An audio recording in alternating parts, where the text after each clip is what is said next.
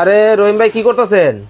এ ভাই কিসে বিরক্ত করেন কি লেগে? আরে আরে ভাই কুলারের মধ্যে পানি ঢালতেছেন কে? আরে ভাই কুলারে পানি দিতে হবে ভাই, কুলারে পানি ঢালতেছি, বরফের দিন শেষ। কি কোন ভাই, সবাই তো কুলারের মধ্যে বরফ দেয়, আপনি পানি সবাই দিতেছেন ভাই কে? কুলারের মধ্যে বরফ দেয়, আমি ভাই বরফ দিব না। কেন ভাই? আমি যে শক্তিশালী কুলার লয়ে আইছি আজকে, হ্যাঁ, এই কুলারে কোনো আপনার বরফের দরকার নাই।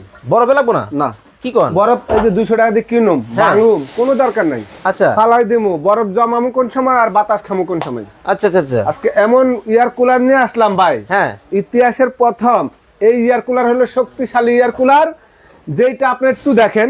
আচ্ছা, খালি পানি দিবেন, এই যে খালি পানি খালি দিলেন। পুকুরের পানি দিবেন। ওকে। আপনার বরফ দরকার নাই, বরফ কিনতে হইব। আচ্ছা। গ্রাম অঞ্চলে কি বরফের কারখানা আছে? না, আপনি 1 কিলোমিটারের মধ্যে 4 দোকান পাওয়া যান, আপনি বরফ পাইবেন কই? তা তো অবশ্যই। বরফ কিনতে গেলে যে বাজারে যাইতে হইব, তো বাজার কি মনে করেন যে মানুষের ঘরের লগে থাকে? না, তা আপনি বরফ কিনা বরফ বাইঙ্গা দিবেন, বরফের কোনো দরকার নাই, পুকুরের পানি দিবেন, এসির মতন বাতাস পাইবেন। মানে বরফের দিন শেষ, বরফের দিন ছাড়, পানি দিয়েই ঠান্ডা বাতাস। খালি পানি দিয়ে ঠান্ডা বাতাস। কিন্তু ভাই বাতাস হইবো? আরে ভাই কি কোন ভাই, আপনি কি আশ্চর্য কারবার নাকি? আপনি বুঝলেন না, নতুন আইছেন নাকি আপনি এই দুনিয়াতে? কিন্তু ভাই সবাই বরফ দেয়। আরে নি আপনি জানেন না নিয়ে কিছু নিয়ে 3 সাইডে হানিকম এয়ার কুলার নিয়ে, এই একটা তারপরে এই সাইডে একটা। আচ্ছা।